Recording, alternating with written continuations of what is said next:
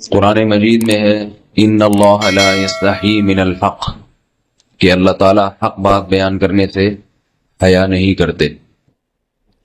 حدیث میں بھی بعض ایسے مسائل کو اللہ کے رسول نے بیان کیا ہے صلی اللہ علیہ وسلم نے جو بظاہر حیا کے خلاف ہیں، مگر اس لیے بیان کیا کہ اگر آپ صلی اللہ علیہ وسلم بیان نہ کرتے تو لوگ ان بے شرمی کے کاموں میں مبتلا ہو جاتے۔ اسی وجہ سے میں بھی یہ ہمت کر رہا ہوں کہ ایک اور ایسا گناہ جس میں لوگ مبتلا ہیں اور وہ ہے حیا کے خلاف، مگر ہے بہرحال شریعت کا مسئلہ اور لوگ اس میں گناہ میں مبتلا بھی ہیں، اس لیے بتانا ضروری ہے۔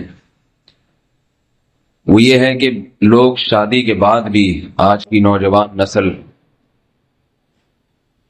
زوجہ سے، بیوی سے غیر فطری طریقے سے ہم بستری کرتے ہیں، انٹرنیٹ پہ بیہودہ فلمیں دیکھتے ہیں، تو جو چیز انگریزوں کی دیکھ رہے ہیں کہ ان کے کلچر آہستہ آہستہ میڈیا کے ذریعے ہمارے معاشرے میں بھی آ رہا ہے۔ اللہ کے رسول صلی اللہ علیہ وسلم نے لعنت فرمائی ہے، ایک روایت میں ہے کہ اللہ اس کی طرف دیکھے گا نہیں کہ جو اپنی زوجہ سے پچھلے راستے سے ہم بستری کرے گا۔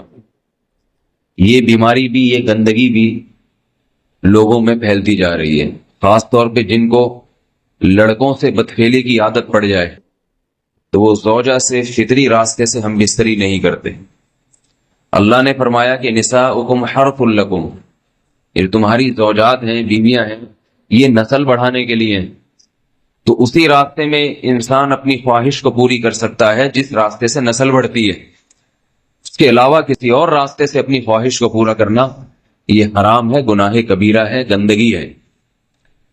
ہمارے پاس کیسز آتے ہیں، ایک پاک دامن لڑکی کی شادی ہوتی ہے، لڑکا بھی بظاہر بڑا نیک، لیکن کیا ہے، لڑکا چونکہ ٹھرکی ہوتا ہے، شہوت کا درندہ ہوتا ہے، تو وہ یہ نہیں دیکھتا کہ میں اپنی پوری خواہش مٹانے کے لیے میں اپنی زوجہ کو غیر فطری طریقے پر مجبور کیسے کر سکتا ہوں، تو مجبور کرتا ہے پھر اپنی بیوی کو۔ اس میں جو عورتیں زیادہ پاک دامن نہیں ہو، نیک نہ ہو، یا ان کو یہ ڈر ہو کہ طلاق ہو گئی تو ہم کہاں جائیں گے، وہ پھر اپنے شوہر کے ساتھ اسی غیر فطری طریقے پر آمادہ ہو جاتی ہیں، اور اس کا عذاب اور اس کا وبال یہ ہوتا ہے کہ کچھ دنوں میں ان کو بھی اسی کی لت پڑ جاتی ہے۔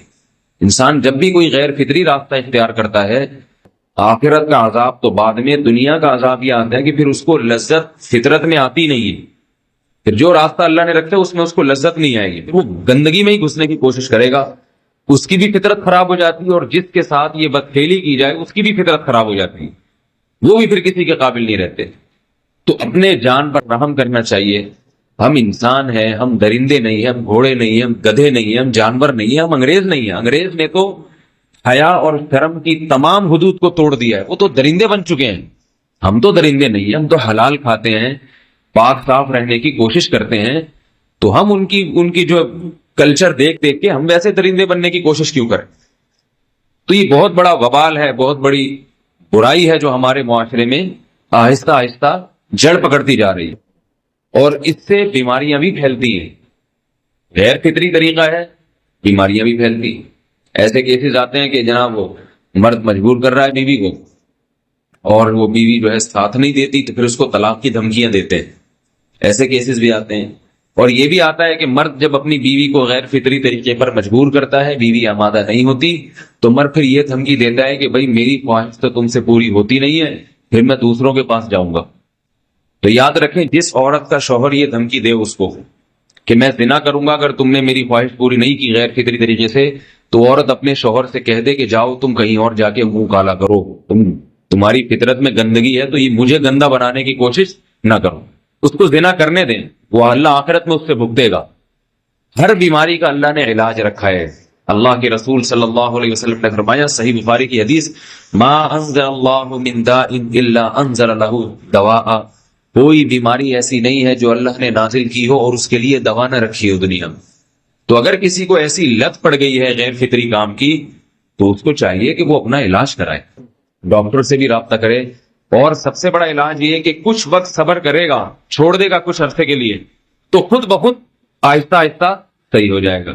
ایک آدمی شراب کا عادی ہے، ایک علاج تو یہ کہ ڈاکٹروں سے رابطہ کرے، بہترین علاج کے چھوڑ دے، کتنے دن تڑپے گا؟ ایک دن، 2 دن، 3 دن، 4 دن، 1 ہفتہ، 2 ہفتہ، بہت زیادہ سال ہو جائے گا نا۔ اس کے بعد خود بخود ٹھیک ہو جائے. سگریٹ کا عادی ہے, چھوڑ دے گا تو کتنے لوگ ہم نے دیکھے ہیں دن میں 20 سگریٹ پیتے تھے, چھوڑنے پر آئے تو بالکل ایک دم چھوڑ دی انہوں نے, آہستہ آہستہ کر کے چھوڑ دی, لیکن تکلیف ہوئی مگر عادی ہو گئے. تو اب کسی کو یہ لت پڑ گئی ہے غلط کام کی, برائی کی, تو اس کا بہترین علاج یہ ہے کہ وہ اپنے آپ کو بدلنے کی کوشش کرے, ماحول بدلے, اور کچھ وقت صبر کرے گا تو اللہ اس سے یہ عادت چھڑا دے. نہیں کی, صبر نہیں کیا اس نے, پھر اسی گندگی میں موت واقع ہوگی, پھر آخرت کا عذاب بہت سخت ہے. نسلیں برباد ہو جاتی ہیں اس عمل سے انسان کی. تو بات حیا کے خلاف ہے, مگر یہ کہ ایک بزرگ تھے, وہ بات فرما رہے تھے, تو کسی نے پوچھا کہ حضرت آپ حیا کے خلاف بات کرتے ہیں, تو انہوں نے فرمایا تم بے حیائی کے کام نہیں چھوڑتے, ہم اس چھڑوانے کے لیے بات کریں تو ہم برے ہیں, اور تم کام کرو تو بھی برے نہیں. برائی کا کام کرنے میں برا نہیں بنتا, اور برائی کے خلاف بولنے والا برا بن جاتا ہے کہ دیکھو یہ کیسی باتیں کر رہے ہیں.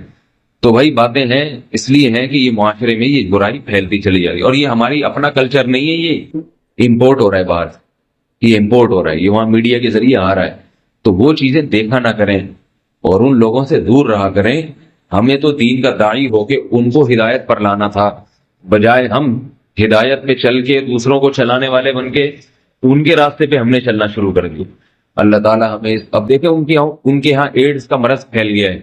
آپ بتائیے یہ ایڈز کا مرض ہمارا ہے کیا؟ یہ بیماری ہماری ہے یا ان کی ہے؟ ہمارے ہاں بیماریاں ہیں, کھانسی ہے, نزلہ ہے, ٹھیک ہے نا, بلڈ پریشر ہے, شوگر ہے, یہ بیماریاں ہماری ہیں. کوئی اللہ کا شکر ہے گندی بیماری ہمارے ہاں نہیں ہے. جتنی گندگیاں ہیں وہاں سے آ رہی ہیں. ایڈز کا مرض وہاں سے امپورٹ ہوا ہے. وہ ایڈز کا مرض اسی بدفعلی کی وجہ سے پیدا ہوتا ہے, اسی سے جراثیم پیدا ہوتے ہیں, اور اتنا خطرناک مرض کے ایسے متعدی ایسے پھیلتا ہے. افغانستان میں ایڈز کا ریشو 0 تھا, 0.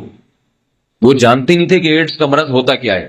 جب سے امریکن آرمی, برطانیہ آرمی افغانستان میں آئی ہے, فوجی آئے ہیں, افغانوں میں ایڈز کا مرض پھیل گیا ہے. انہوں نے وہاں بدفعلیاں شروع کر دی ہیں. تو وہ تو حالانکہ ان کے لیے زنا کتنا سستا ہے, کتنا سستا ہے نا ان کے لیے زنا, پھر بھی وہ لڑکوں کی طرف مائل ہوتے ہیں. تو اتنی گندگی, ایسا گندا جب انسان بن جائے پھر اللہ اس کے وجود کو برقرار نہیں رکھتے, اور رکھتے ہیں پھر آخرت میں سزا دینے کے لیے. اپنے آپ کو ان گندگیوں سے بچانا چاہیے, حلال پہ اکتفا کرنا چاہیے.